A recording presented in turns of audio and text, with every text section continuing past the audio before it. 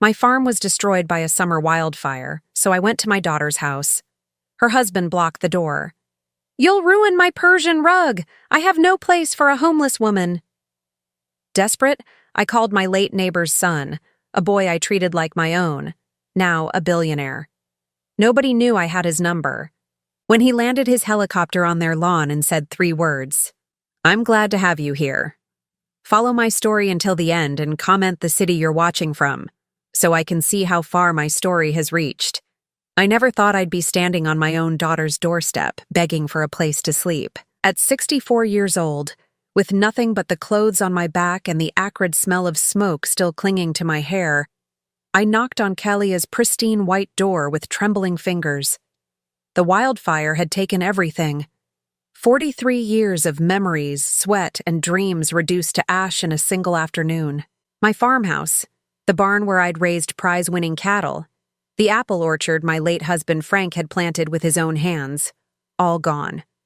The insurance adjuster said it would take months to process my claim, and even then, it might not cover rebuilding costs. I had nowhere else to go. Kalia opened the door wearing a silk blouse that probably cost more than I used to spend on groceries in 3 months. Her perfectly manicured eyebrows shot up when she saw me, and I watched her take in my soot-stained jeans and the small duffel bag containing what little I'd managed to save. "Mom, what are you doing here?" Her voice carried that familiar tone of inconvenience I'd grown used to over the years. "The farm burned down, sweetheart. I lost everything." My voice cracked despite my efforts to stay strong. "I was hoping I could stay with you and Louis for a few days while I figure things out." Before Kalia could respond, Louis appeared behind her. My son-in-law had always been particular about appearances, but the look of horror that crossed his face when he saw me standing there was something I'd never forget. "Absolutely not," he said, stepping protectively in front of his wife. "Look at you. You're covered in ash and God knows what else. You'll ruin my Persian rug. That thing cost $15,000. I felt my cheeks burn with shame. "I could clean up first, Louis. I just need—" "What you need is to figure out your own problems," he interrupted, his voice cold as winter. "We have a certain lifestyle here, Ada. Image matters. I can't have a homeless woman sleeping on my couch when my business associates might drop by." Homeless woman. The words hit me like a physical blow. In his eyes, that's all I was now. Not his mother-in-law, not the woman who'd raised the daughter he claimed to love. Just another burden to be discarded. Kalia shifted uncomfortably beside him, but she didn't contradict her husband. My own daughter, the child I'd nursed through pneumonia at age 6, who I'd worked double shifts to put through college, stood there in silence while her husband called me homeless. "Please," I whispered, hating how desperate I sounded. "I raised you, Kalia. I sacrificed everything for you. Doesn't that mean anything?" For a moment, I thought I saw something flicker in her eyes. Guilt, maybe, or regret. But then Louis placed a possessive hand on her shoulder, and whatever compassion might have been there vanished. "Mom, you have to understand our position," Kalia said, her voice carefully measured. "We live in an exclusive neighborhood. Louis is right about appearances. Maybe you could try calling your sister in Portland." My sister in Portland, who hadn't spoken to me in 8 years after our falling out over Frank's funeral arrangements. My sister, who'd made it clear I wasn't welcome in her life. Kalia knew this, yet she suggested it anyway. "I see," I managed, my throat tight with unshed tears. "I understand perfectly." Louis was already closing the door. "I'm sure you'll figure something out, Ada. You always were resourceful." The door shut with a decisive click, leaving me standing alone on their manicured porch. Through the frosted glass window, I could see their silhouettes moving away, probably returning to whatever expensive dinner they'd been enjoying before I interrupted their perfect evening. I stood there for several minutes, shock and disbelief warring with a pain so deep it felt like drowning. This was my daughter, my only child. The little girl who used to crawl into my bed during thunderstorms, who'd cried when I had to work late shifts at the diner to make ends meet. Where was that child now? My phone buzzed with a text message. It was from Kalia.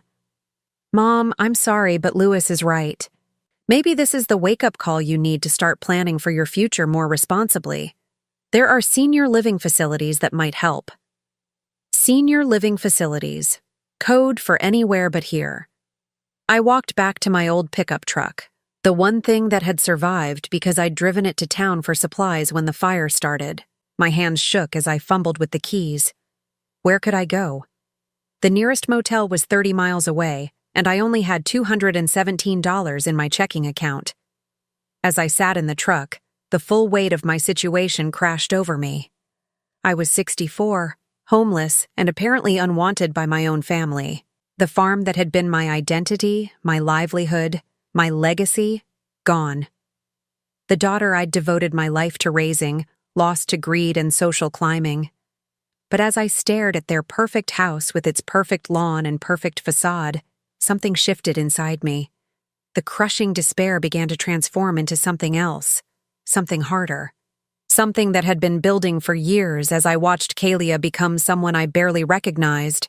I pulled out my phone and scrolled through my contacts until I found a name I hadn't called in 15 years. My finger hovered over the number, heart pounding. Would he even remember me? Would he care? There was only one way to find out. But as I stared at that name on my phone screen, I realized my daughter had just made the biggest mistake of her life. She had no idea who she'd just turned away. None of them did. And when they found out what I'd been keeping from them all these years, their perfect little world would never be the same. Some bridges, once burned, can never be rebuilt. Kalia had just struck the match.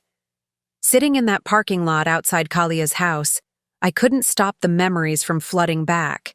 Each one felt like a knife twist, reminding me of everything I'd given up for the daughter who'd just slammed the door in my face. I remembered the day Frank died. Kalia was only 12, crying so hard at the funeral that she made herself sick. I held her all night in that narrow hospital bed while she threw up from grief, promising her that everything would be okay, even though I had no idea how I'd keep that promise. Frank's life insurance barely covered the funeral costs. The farm was drowning in debt, and I had a 7th-grade daughter who needed stability more than ever. So I did what any mother would do. I worked. I worked 3 jobs. Breakfast shift at Murphy's Diner, afternoon cleaning houses for the wealthy families on the hill, and night shifts at the textile factory when I could get them. Kalia never knew about the nights I cried myself to sleep, exhausted and aching, wondering if I was strong enough to hold everything together. She never saw me eating peanut butter sandwiches for dinner so there'd be enough money for her school clothes. She was just a child. She shouldn't have had to know. But what broke my heart most was how she started looking at me during those years. Like I was an embarrassment. Like my calloused hands and tired eyes somehow made me less than the other mothers who drove fancy cars and didn't smell like diner grease. When she was 16, she stopped bringing friends home. "It's just easier to hang out at their houses, Mom," she'd say. What she meant was that their houses were nicer, their mothers more polished. I wasn't the kind of mother she wanted her friends to see. I should have been angry. Instead, I worked harder. I wanted to give her everything those other kids had. I sacrificed my own dreams, my own future, telling myself it would all be worth it when she succeeded. The irony wasn't lost on me now. All those years of trying to make Kalia's life perfect, and she'd grown up to become exactly like the people who'd looked down on us. But there was another child in those memories. A boy whose story was intertwined with ours in ways Kalia never fully understood. Tommy Peterson lived in the falling down house next to our farm. His parents were the town drunks. Everyone knew it, but nobody talked about it. Not directly. When Tommy was 8 years old, he started showing up at our kitchen door during dinner time, always with some excuse. "My mom wanted to know if you had any sugar. Can I pet your cats? My dad says, do you need help with anything?" The truth was written all over his thin frame and hollow eyes. The boy was hungry, and not just for food. He was starving for kindness, for someone to notice him, for a place where raised voices didn't mean someone was about to get hurt. Frank saw it before I did. "That boy needs looking after," he said one evening as we watched 8-year-old Tommy through our kitchen window, sitting alone on his front steps. "His folks aren't right." After Frank died, Tommy became my shadow. He'd appear every morning before school, helping with farm chores without being asked. When I came home from my shifts, exhausted and barely able to stand, he'd have already fed the chickens and gathered the eggs. "You don't have to do that, sweetheart," I told him one afternoon when I found him mucking out stalls that were supposed to be my responsibility. I like helping, he said simply. Besides, you take care of everyone else. Someone should take care of you too. That's when I knew this boy had an old soul. He was only 9, but he understood something about love and loyalty that many adults never learn. He understood that family isn't always about blood. Sometimes it's about choice.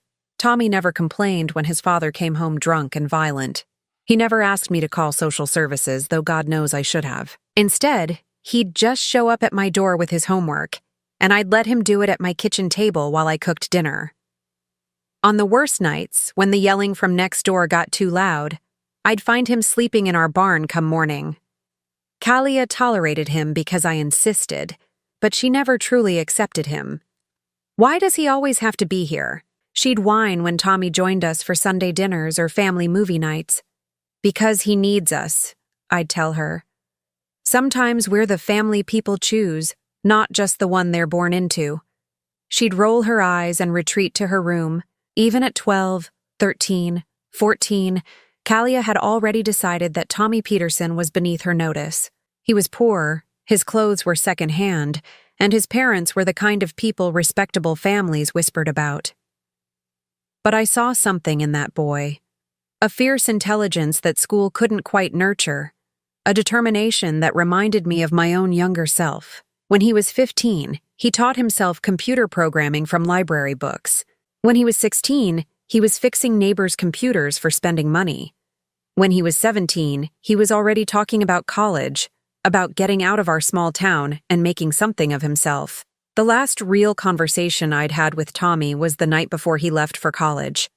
He'd earned a full scholarship to MIT, something that still amazed our small-town high school counselor. We sat on my front porch, sharing a thermos of coffee and watching the sunset paint the sky orange and pink. "I wouldn't have made it without you, Miss Ada," he said quietly. "You know that, right?" I squeezed his hand. "You would have found a way, Tommy. You're stronger than you know. Maybe. But you gave me something I never had before." He paused, choosing his words carefully. "You gave me a family. A real one. That was 15 years ago." Tommy Peterson had kept in touch for the first few years of college, sending me Christmas cards and the occasional letter about his studies. Then life took over, the way it does, and the contact grew sporadic. Last I'd heard through town gossip, he'd graduated from MIT and moved to Silicon Valley. Someone said he'd started his own company, but I'd never paid much attention to the rumors. Now, sitting in my truck outside Kalia's perfect house, I stared at his name in my phone contacts. Thomas Peterson. The scared little boy who used to help me feed chickens had become a man I barely knew. Would he even remember the woman who'd made him peanut butter sandwiches and helped him with homework? More importantly, would he care that she needed help now? My finger hovered over his number as another painful realization hit me. I had raised 2 children in that farmhouse. One was my biological daughter, who'd just proven that blood meant nothing to her when it came to inconvenience. The other was a boy I'd chosen to love, who'd chosen to love me back. Maybe it was time to find out which kind of family really mattered. My hands were shaking so badly I could barely hold the phone. 15 years. It had been 15 years since I'd heard Tommy's voice, and here I was, about to call him at my lowest moment. What if he'd forgotten me? What if he was busy, successful, surrounded by important people who wouldn't understand why some old farm woman was interrupting his evening? But what choice did I have? I was 64, homeless, and apparently worthless to my own daughter. The truck was getting cold, and I needed to make a decision before the local motel filled up for the night. I pressed the call button before I could lose my nerve. The phone rang once, twice, 3 times. My heart sank with each ring. Of course he wouldn't answer. Why would a successful businessman take calls from unknown numbers at 8:30 on a Friday evening? I was about to hang up when I heard his voice. "Hello?" It was deeper now, mature, but there was something in the tone that made my throat close up with recognition. This was still Tommy, my Tommy, even after all these years. "Tommy?" My voice came out as barely a whisper. "This is Ada. Ada Morrison from... Miss Ada?" The change in his voice was instant, electric. "Miss Ada, "Oh my God. Are you okay? Is everything all right?" He remembered. Not only did he remember, but the first thing he asked was if I was okay. Tears started flowing before I could stop them. "I'm sorry for calling you out of the blue like this," I managed through my tears. "I know it's been so long, and you probably have a family now, responsibilities." "Stop," he said firmly but gently. "Don't you dare apologize. You can call me anytime, anywhere, for anything. You know that. Now tell me what's wrong." So I did. I told him about the wildfire, about losing the farm, about standing on Kalia's doorstep only to be turned away like a beggar.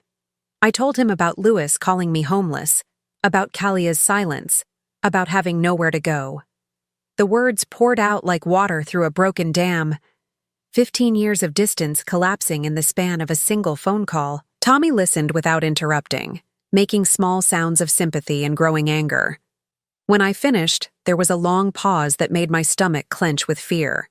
Had I burdened him too much?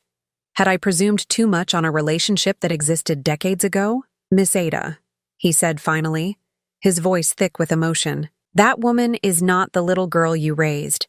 What Kalia did tonight is unforgivable."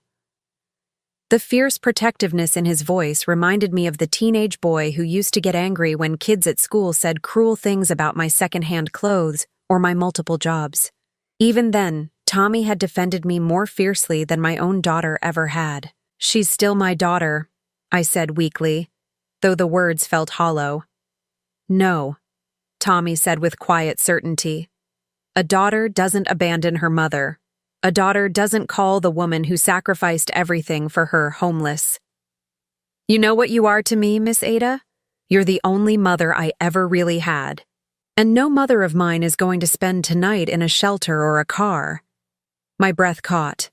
"Tommy, I wasn't calling to ask for money or—" "I know you weren't. That's exactly why I'm going to help you. Where are you right now?" I looked around the parking lot, still within sight of Kalia's house. "I'm still in Millbrook. In my truck outside Kalia's house, actually. I know how that sounds. It sounds like you're in shock, which is completely understandable. Are you safe to drive?" "I think so." "Good. There's a Marriott about 20 miles north on Route 9. Do you know it?" I did. It was the fancy hotel where Kalia and Louis had held their wedding reception. "Yes, but Tommy, I can't afford—" "You're not paying for anything. I'm going to call them right now and book you a suite. Get yourself there, order room service, take a hot bath, and try to get some sleep. Can you do that for me? A suite at the Marriott." I couldn't even imagine what that would cost. But Tommy was talking like money was no object. "Tommy, you don't have to—" "Yes, I do. You took care of me when I had nothing. Now it's my turn to take care of you." His voice softened. "Besides, you're going to need to be well rested for tomorrow." "Tomorrow? I'm flying out first thing in the morning. I'll be there by noon." "Flying out?" My mind struggled to process this. "Where are you flying from?" "San Francisco." "Don't worry about the details, Miss Ada. Just focus on getting somewhere safe tonight. I'll handle everything else." San Francisco was 3,000 miles away. The idea that Tommy would drop everything and fly across the country just because I called seemed impossible. "You don't have to come all this way. I just needed to hear a friendly voice." "Miss Ada." His voice was gentle but firm. "Do you remember what you told me the night before I left for college?" I thought back to that evening on my front porch, the thermos of coffee, the sunset. I remember we talked about a lot of things. "You told me that family takes care of family, no matter what. You said that when someone you love is hurting, you don't hesitate, you don't make excuses, you just show up." The words came back to me then. I'd been trying to prepare him for the world beyond our small town, trying to teach him about loyalty and love in a way his own parents never had. "I remember," I whispered. "Well, I'm showing up. And Miss Ada, there's something else you need to know. Something about what I've been doing with my life since I left Millbrook." My heart started beating faster. There was something in his voice, a weight that suggested this conversation was about to take another turn. "What is it, sweetheart?" "The company I started after MIT? It's done pretty well for itself. Actually, it's done better than well. Miss Ada, I'm not just comfortable, I'm wealthy. Very wealthy. The word hung in the air between us. Wealthy. The boy who used to wear my late husband's hand-me-down shirts because his own clothes had holes in them was wealthy. How wealthy? I asked, though I wasn't sure I wanted to know the answer. Forbes put my net worth at $2.8 billion last year. The phone nearly slipped from my hands. Billion. Not million. Billion. Tommy Peterson, the skinny kid who used to help me gather eggs, was a billionaire. I know it's a lot to process, he continued. But here's what matters. Every success I've ever had, every dollar I've ever earned, every achievement that's brought me to this point, it all started in your kitchen, Miss Ada. You gave me the foundation that made everything else possible. I couldn't speak. My mind was reeling, trying to reconcile the scared little boy in my memories with the man on the phone who was casually discussing billions of dollars. Tomorrow, when I get to Millbrook, we're going to have a conversation with your daughter and her husband. They're going to learn exactly who they turned away tonight. But more importantly, you're never going to worry about having a roof over your head again. I'm going to take care of you the way you took care of me. Tommy, I don't need billions of dollars. I know you don't. That's one of the reasons you deserve them. His voice grew warmer, more tender. Miss Ada, for 15 years I've been trying to figure out how to repay you for saving my life. Tomorrow, I finally get the chance. As I hung up the phone and started the truck to drive to the Marriott, one thought kept echoing in my mind. Kalia had just refused shelter to a woman who'd raised a billionaire who still called her his real mother. My daughter had no idea what was coming for her, but she was about to find out that some mistakes can't be undone, and some bridges, once burned, take everything else down with them. The boy I'd chosen to love was coming home, and he was bringing enough power to change all our lives forever. I woke up in the most luxurious hotel room I'd ever seen. Egyptian cotton sheets, marble bathroom, a view of the mountains that took my breath away. For a moment, I forgot where I was and why I was there. Then it all came rushing back. The fire, Kalia's rejection, Tommy's phone call. Even in the morning light, it seemed impossible. The scared little boy from next door was now worth billions, and he was flying across the country to help me. I checked my phone, 9:47 in the morning. He'd said he'd be here by noon. I'd barely finished my complimentary breakfast when my phone rang. Miss Ada? I just landed at the regional airport. I'll be there in about 20 minutes. Landed. Not my plane landed, or the flight arrived. Just I landed, like he owned the aircraft. Which, I was beginning to realize, he probably did. Should I meet you in the lobby? Actually, I was thinking we might pay a visit to your daughter and her husband first. If you're up for it. My stomach clenched. Tommy, I don't want any trouble. There won't be trouble. I just think it's time they understood who they turned away last night. You don't have to say anything if you don't want to. Just let me do the talking. 23 minutes later, I heard a sound that made everyone in the hotel lobby look up. It was the unmistakable whop-whop-whop of helicopter blades, growing louder by the second. I walked outside just in time to see a sleek black helicopter settling onto the hotel's front lawn. The hotel staff rushed around frantically, probably trying to figure out if this was legal, while guests pressed against windows to get a better look. The helicopter door opened, and Tommy Peterson stepped out. I barely recognized him. The skinny boy with second-hand clothes had been replaced by a man in an impeccably tailored suit, moving with the quiet confidence that comes from having enough power to reshape the world around you. But when he saw me, his entire face transformed into the warm smile I remembered from 15 years ago. Miss Ada. He walked straight to me and wrapped me in the kind of hug that made me feel like everything was going to be okay. He was taller than I remembered, broader, but his arms still felt like safety. Look at you, I whispered, pulling back to study his face. You're all grown up. Thanks to you. His eyes were serious now. Are you ready for this? I nodded, though I wasn't sure I was ready for anything anymore. The helicopter ride to Kalia's neighborhood took less than 5 minutes. Tommy had called ahead to get permission to land on the municipal park across from her house, though I suspected someone with his resources didn't really need to ask permission for much. As we descended, I could see people coming out of their houses, pointing at the helicopter. This was Millbrook's exclusive Woodlawn Estates, where the biggest excitement was usually someone getting a new BMW. A private helicopter landing in their neighborhood was definitely not normal. I spotted Kalia's house, then Kalia herself, standing in her front yard with Louis beside her. They were staring at the helicopter with the same bewildered expression as their neighbors. Tommy helped me down from the aircraft, his hand steady and reassuring on my arm. "Remember?" he said quietly as we walked across the park toward the street. "You don't owe them explanations. You don't owe them anything." By the time we reached Kalia's driveway, a small crowd of neighbors had gathered at what they probably thought was a respectful distance. Louis was trying to look stern and authoritative, but I could see the uncertainty in his eyes. Kalia just looked confused. "Mom?" she called out as we approached. "What's going on? Whose helicopter is that?"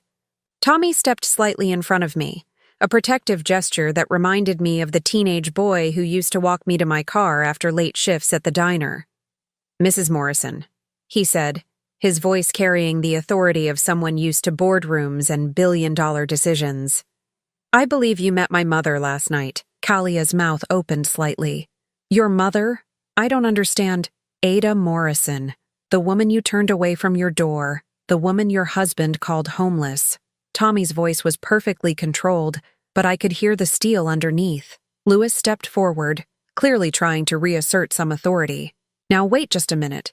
I don't know who you are or why you think you can—" "Thomas Peterson," Tommy interrupted, extending his hand in a gesture that looked polite, but somehow made Louis step backward.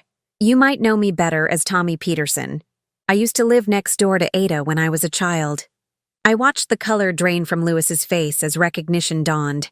Even in our small town, Tommy's success story had become legendary. The poor kid who'd made it to MIT, who'd built a tech empire, who'd been featured on the cover of Time magazine just 6 months ago.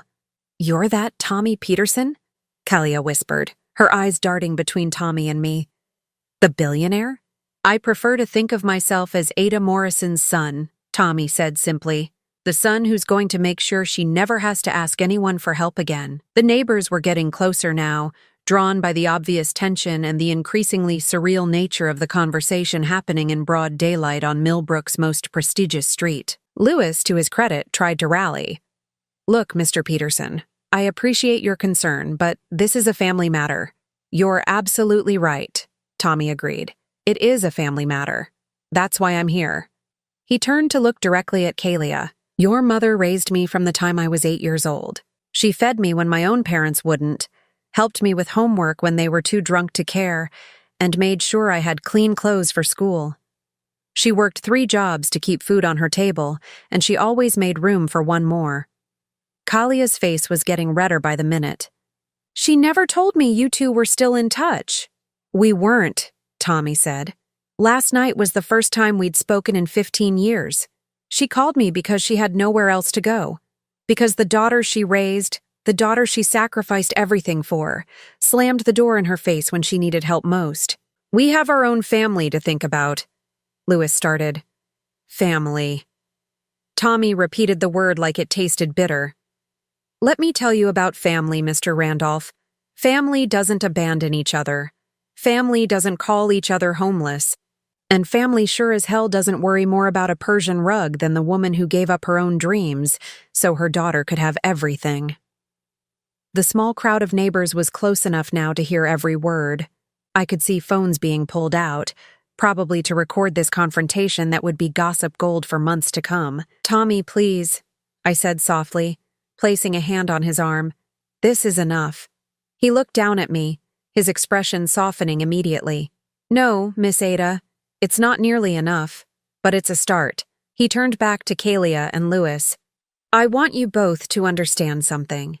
Ada Morrison is the most important person in my life. She always has been, and she always will be. From this day forward, anything she needs, anything she wants, she gets. No questions asked." He reached into his jacket and pulled out an envelope. "This is the deed to a house about an hour from here. 7 bedrooms, 10 acres, full-time staff if she wants it. It's hers now, free and clear." Kalia's eyes widened as she stared at the envelope. 7 bedrooms? I also set up a trust fund in her name this morning. $25 million. She'll never have to worry about money again. Tommy's voice was matter of fact, like he was discussing the weather instead of an amount of money that would change someone's life forever. $25 million. I felt dizzy. The farmhouse that had burned down was worth maybe $200,000, and that included the land. Louis looked like he might be sick.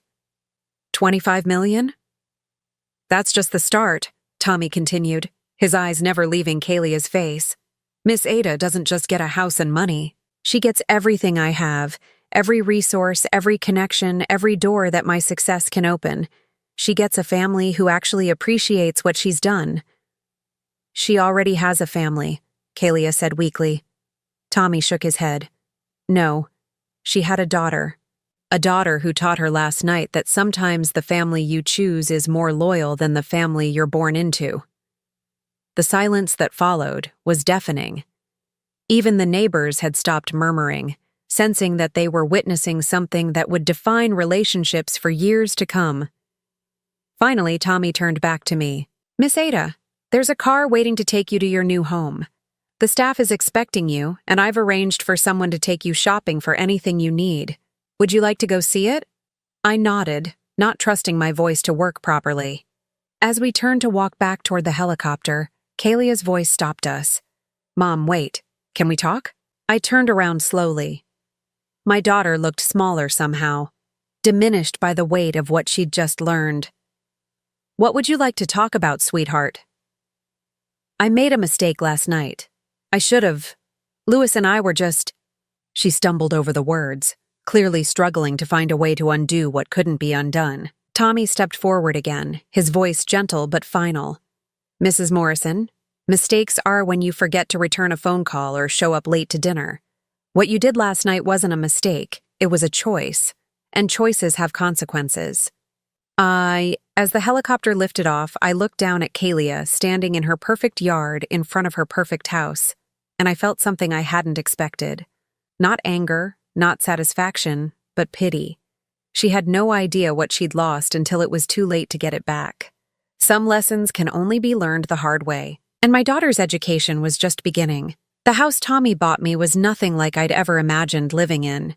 Sitting on 10 acres of rolling hills, it was a colonial-style mansion with white pillars and wraparound porches that looked like something from a magazine. The staff, a housekeeper named Maria, a groundskeeper named Frank, and a cook named Elena, treated me like royalty from the moment I walked through the front door.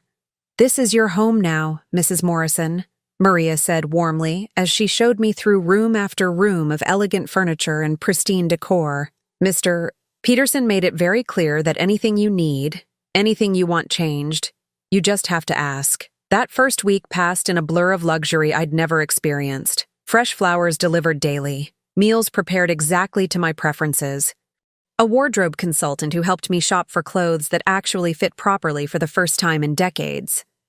I felt like Cinderella, except my fairy godmother was a billionaire who still called me his real mother. Tommy visited every few days, always bringing something thoughtful.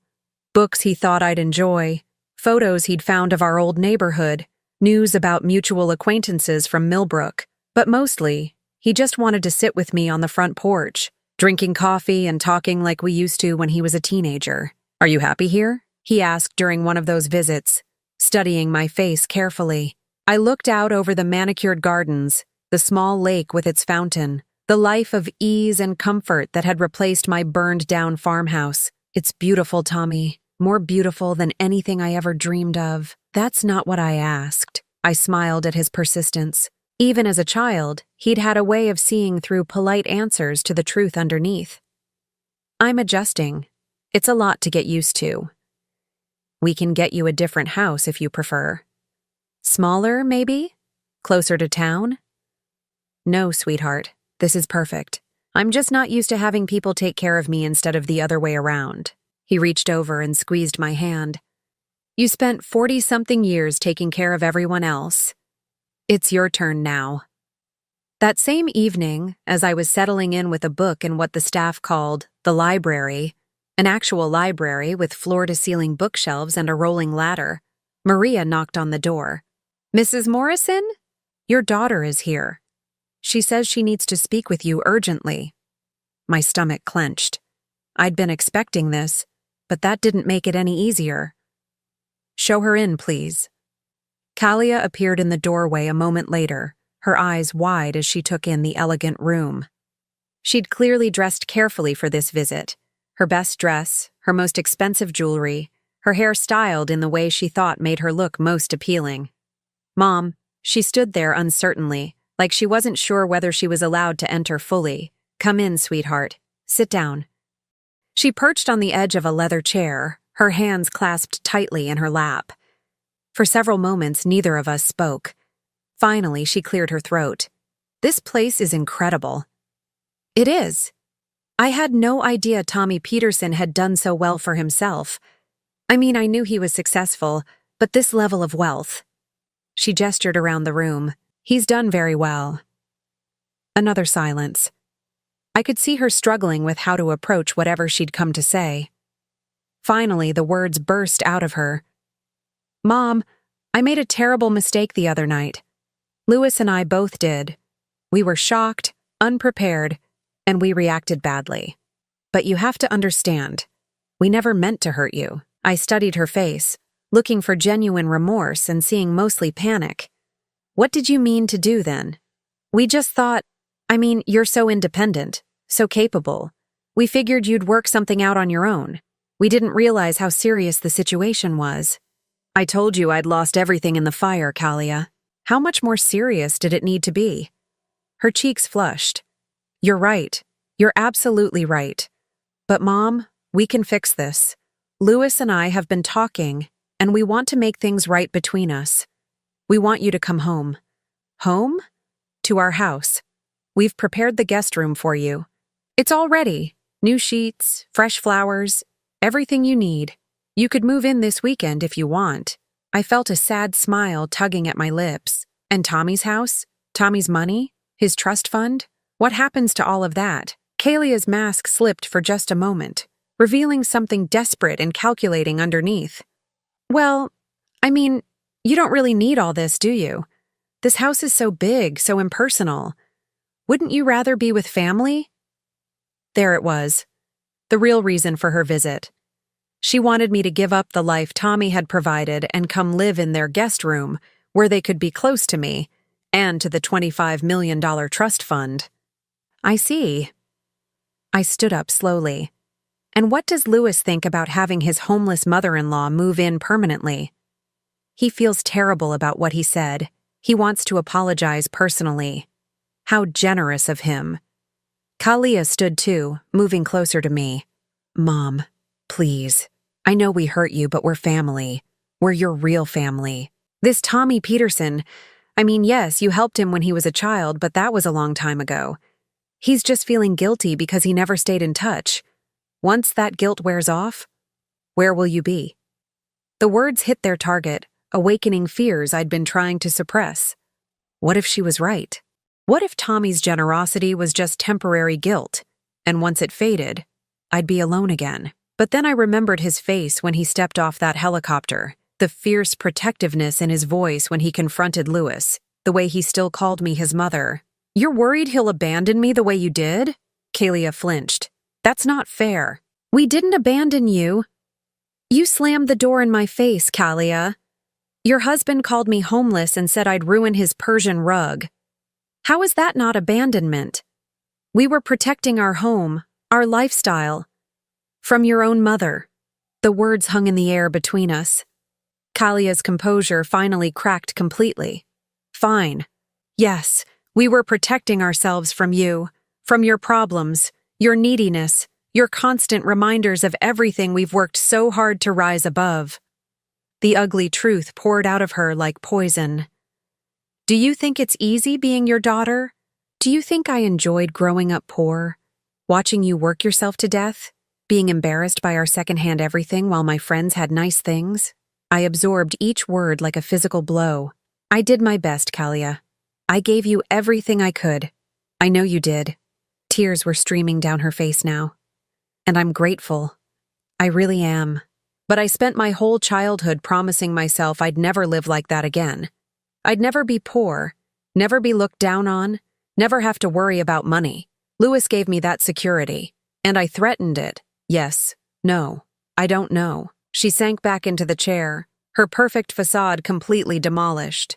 I just know that when I saw you standing there with your soot-covered clothes and your desperate eyes, you looked like everything I'd run away from, and I panicked.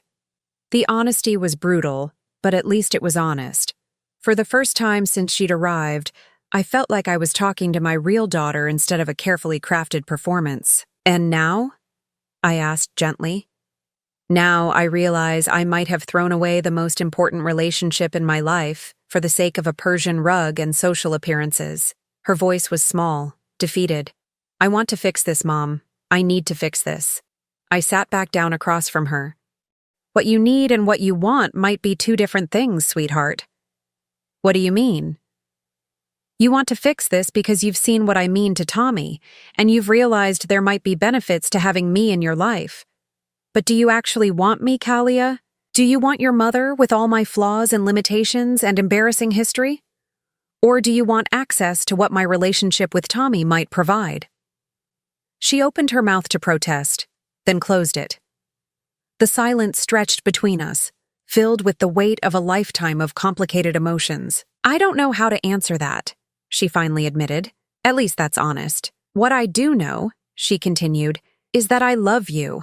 I've always loved you, even when I was ashamed of our circumstances, and I know that losing you would destroy me. I reached over and took her hand. You haven't lost me, sweetheart. But the relationship we had before, the one where I gave and you took it for granted, that relationship is gone.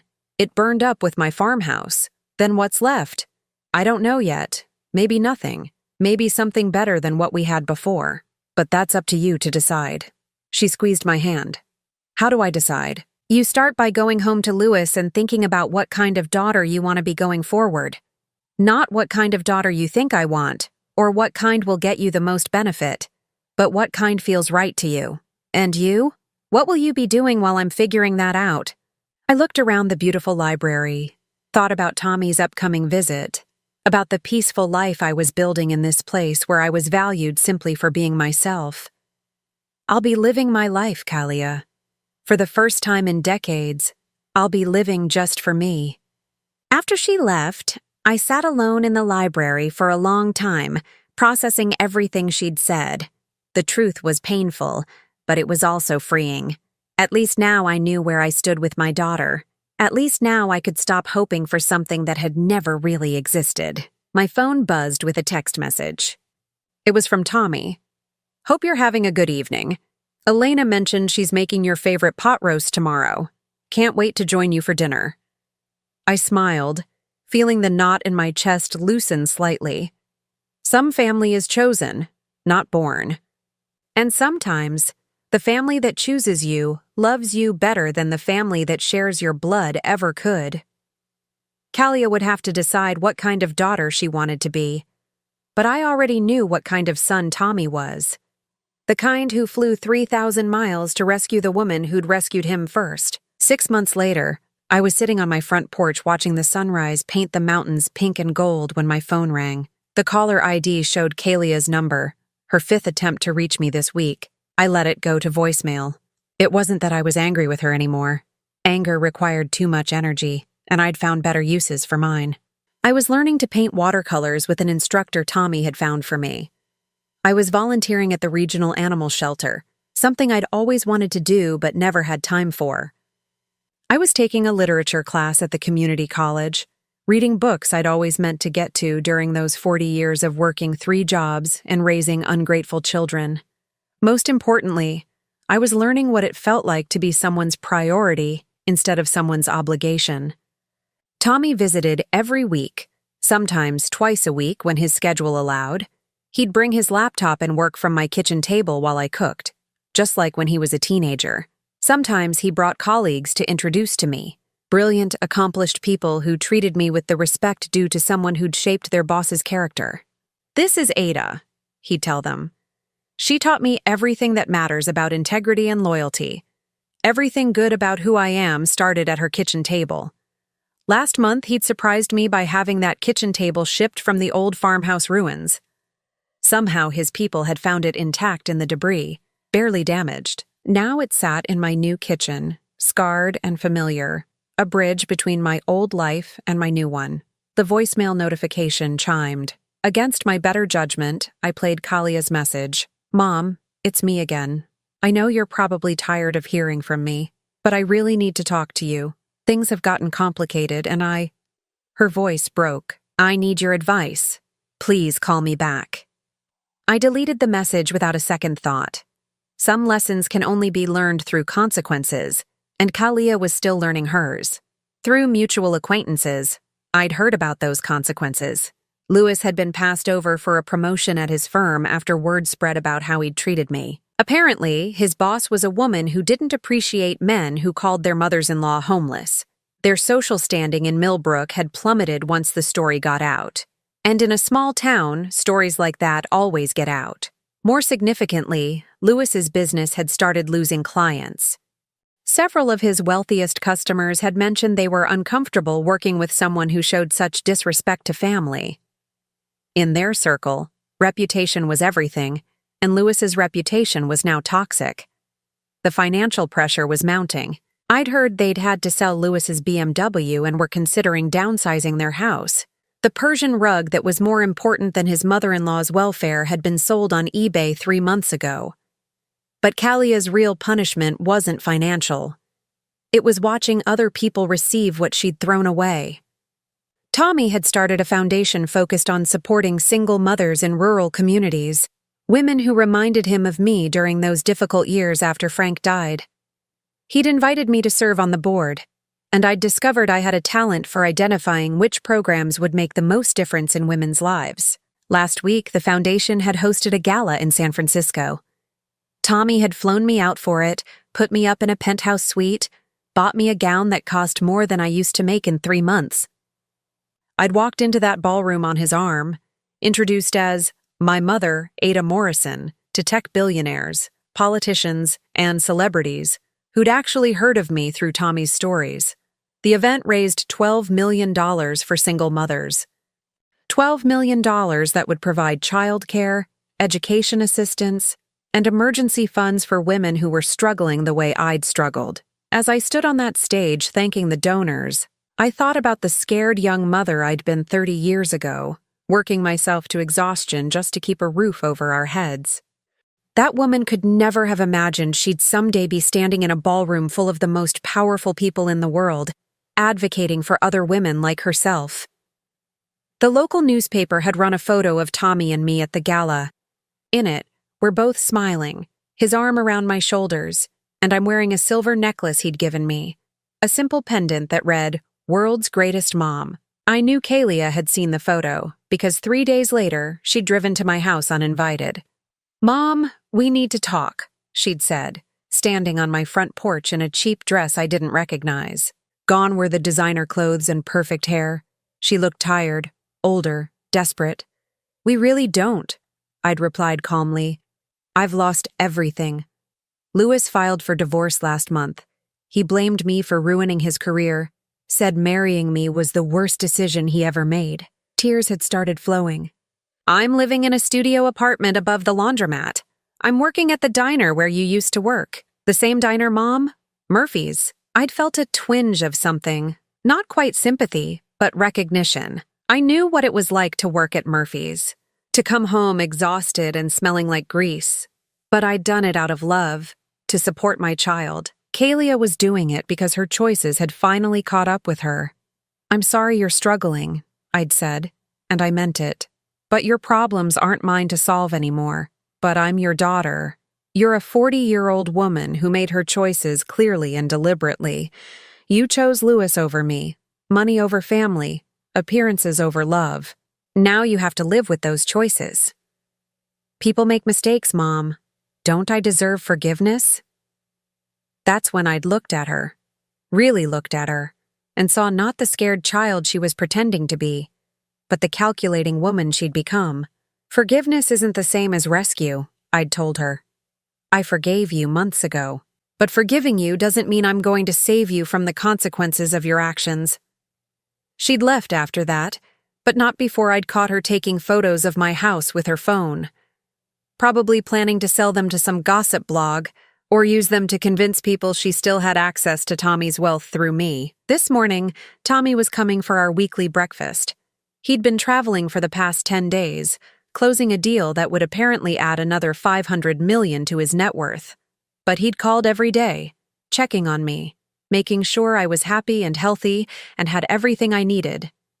I heard his helicopter before I saw it, that familiar sound that had become the soundtrack of my new life. As he walked up the front steps, I marveled again at the transformation. Not just his success, but the way he carried himself now. Confident, powerful, but still gentle when he looked at me. "Good morning, beautiful," he said, kissing my cheek. "How's my favorite mother today?" "Perfect, now that you're here." He settled into the chair beside me, accepting the coffee Maria brought out.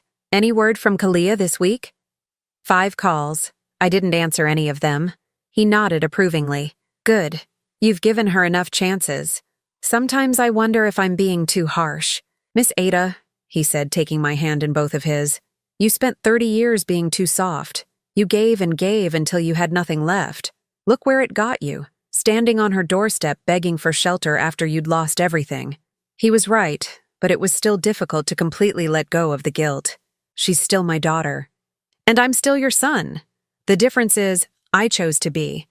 Every day I wake up grateful that you saved me. Kalia wakes up resentful that you weren't perfect. His voice grew firm. You don't owe her anything more than what you've already given. Later that afternoon, as Tommy worked on his laptop in the kitchen and I prepared dinner, I found myself thinking about the path that had led me here. The fire that destroyed my farm had felt like the end of everything, but it had really been the beginning of learning that I was worth more than I'd ever allowed myself to believe. My phone buzzed with a text message. Not from Kalia this time, but from Maria Santos, a woman I'd met through the foundation.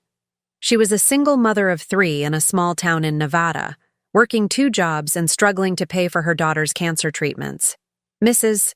Morrison," the text read, "the foundation's emergency fund paid for Emma's surgery today. The doctors say she's going to be fine. I don't know how to thank you for what you've done for our family. You saved my little girl's life." I showed the message to Tommy, who smiled and squeezed my shoulder. "This is what matters," he said. "This is the legacy you're building." That evening, as I sat on my porch watching another spectacular sunset, I thought about Kalia working her shift at Murphy's Diner, going home to her studio apartment, probably scrolling through photos of my new life on social media and feeling sorry for herself. I thought about Louis, whose social climbing and materialism had cost him everything he thought he valued. And I thought about myself, a 64-year-old woman who'd lost her farm but found her worth, who'd been rejected by her daughter, but embraced by the son she'd chosen to love. Some stories don't end with reconciliation. Some end with acceptance. Accepting that you can't save people who don't want to be saved, that you can't love people into loving you back, that sometimes the kindest thing you can do is let people live with the consequences of their choices. My phone rang again, Kalia's number. This time I turned the phone off completely. Tomorrow, Tommy and I were flying to Denver to visit another foundation project. Next week, I was meeting with a publisher who wanted me to write a book about resilience and second chances. Next month, I was taking a cooking class in Tuscany, something I'd dreamed about for decades but never thought I'd be able to afford. I was living the life I'd always deserved but never thought to ask for. And I was living it with people who chose me, valued me, and loved me exactly as I was. The boy I'd saved had saved me right back. And this time, I was smart enough to accept the rescue. Some families are born, some are built, and some are earned through years of loyalty, love, and sacrifice that's recognized and returned instead of taken for granted. I'd finally learned the difference, and it had made all the difference in the world. Now I'm curious about you who listened to my story. What would you do if you were in my place? Have you ever been through something similar? Comment below. And meanwhile, I'm leaving on the final screen 2 other stories that are channel favorites, and they will definitely surprise you. Thank you for watching until here.